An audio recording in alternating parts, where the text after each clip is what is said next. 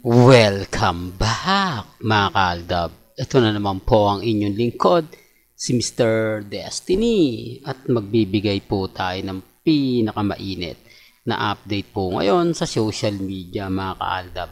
Ito yung masasabi natin sa mga kumakalat ngayon sa issue. Di po ba kay Catherine at kay Alden? May isang post kasi mga kaaldab na talagang pinagpipiestahan ngayon at talagang binabash pa nga po rin daw ako. O ako mga kaaldab, maraming mga senaryo, maraming nagsasabi na kumbaga susuportahan daw nila yan. Halatang halata po mga kaaldab na may nagpapakalat. Halatang halata na may taong nasa likod po nito. Bagamat hindi po magsasalita si Alden ng hindi maganda, alam nyo kung bakit? Dahil nga po may pelikula sila nila Sharon Cuneta at Alden Richards. Makakasira po ito o makakabawas din po ito ng mga manonood kung sakasakaling i-deny niya. Di po ba? Kung sasabihin niya na hindi, wala naman tayong sinabi na ganyan. Pero kung isa kang Aldab fans o Alden fanatics, alam mo yung pinupunto ko. Alam mo yung ibig kong sabihin. Sa madaling salita, yung mga kaganapan, madali mong maiintindihan at madali mong magigets, di po ba? Sabi ko nga po sa inyo, may mga bagay-bagay po na mahirap nga po talagang ipaliwanag. Mahirap po talagang mag-react, mahirap po talagang magkomento. Sinasabi nga po ng iba, pinapaliwanag po ng iba. Ako mga kaaldab, sabi ko nga, dito po sa channel ni Mr. Destiny, pumunta lang po kayo, mag-comment lang po kayo, agad-agad naman po natin pag-uusapan. Ang kumakalat po ngayon na isang post na sinasabi nga po daw ni Alden Richards na kumbaga manliligaw na nga po raw siya kay Catherine dahil si Catherine ay single at siya rin naman daw po ay single. Di po ba? Saan ka naman kasi makakita niyan mga kaaldab? Ang aga pa para sabihin yan. Nagluluksa pa ang mga army, ang mga Catherine fans. Di po ba nangangara pa rin po nga sila na sana magkaayos na. Sana, kumbaga, maintindihan nila na sila talaga yung para sa isa't isa. After 11 years, baka mabuo pa. Di po ba? Parang kay Maha Salvador lang at kay Rambo na matagal ngang nawala. Pero, sa bandang huli, sila pa rin pala. Di po ba? O, sinasabi ko lang po para po sa kalaman ng lahat. Sinasabi ko lang po para sa mga taong dumadaan at bumibisita sa channel natin. Sabi ko nga po sa inyo, dito po sa channel ni Mr. Destiny, kung ano lang naman po yung latest, kung ano lang naman po yung trending, doon lang po tayo. Di po ba? Kaya nga po ako kampanting-kampante. Di po ba? Na malabo po yan. Kaya nga po yung mga ibang fans ng Catherine, umaalma rin. Di po ba? Parang kumbaga, wala pa isang linggo, di po ba agad-agad, ganito ganyan, di po ba common sense na lang po, may issue pa, at napakarami pang issue kay Carla Estrada, sa mga magulang ni Kat, sa mga issue sa mga property, sa mga, kumbaga sinabing mga, ano nila, ang dami, tapos makikisaw-saw po daw si Alden. Common sense na lang po, mga kaaldab, madali lang po magsalita ng magsabi ng ganun. Pero yung papatunayan, di po ba? Sabi ko nga maglabas sila ng resibo eh. Di po ba maglabas sila ng ebidensya, hindi yung article lang ang sasabihin nila, hindi yung article lang yung ipapakita nila. Di po ba?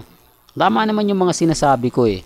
Tama naman yung paliwanag ko. Hindi lang nila gusto at hindi lang nila o ayaw lang nila na may bumabatikos po sa kanila. Sa totoo lang may mga army, may mga Catherine o Katnail fans ang hindi ko rin gusto.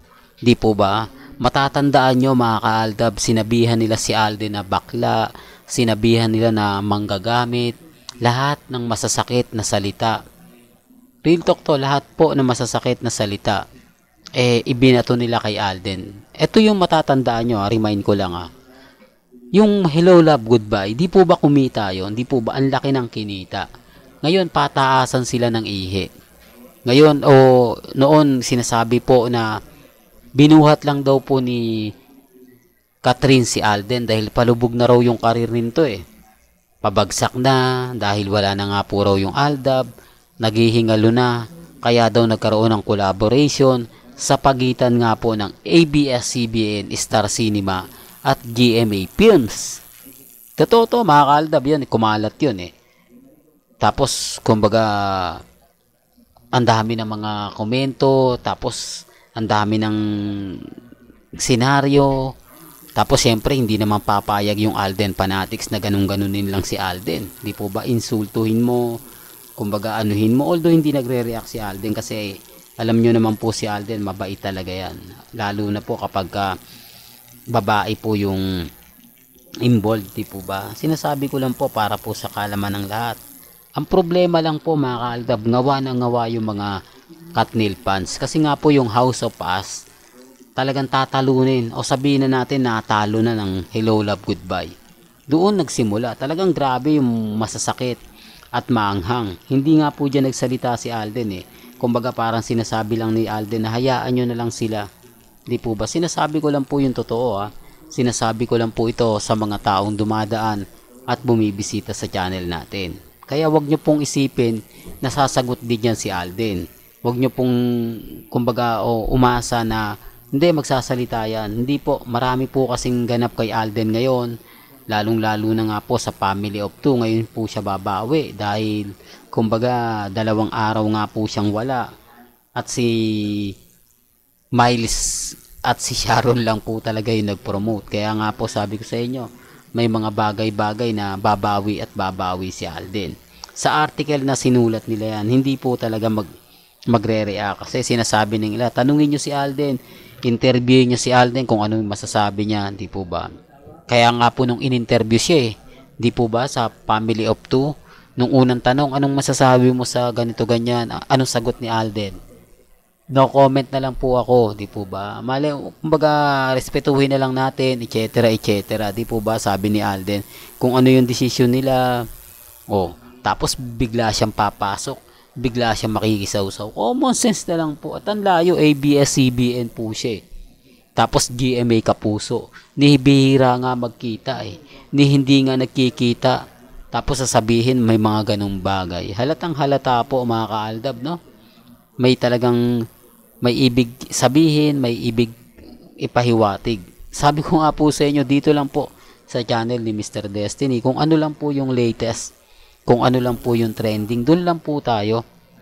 Huwag po kayong maniniwala basta-basta sa mga kumakalat, sa mga sinasabi. Sabi ko nga po, dito lang po kayo sa channel ni Mr. Destiny, kung ano man po yung latest, kung ano yung trending, dito lang po tayo. Di po ba? Sabi ko nga, mag-comment lang po kayo. Pagdating naman po dyan, agad-agad ko naman po kayong bibigyan ng update.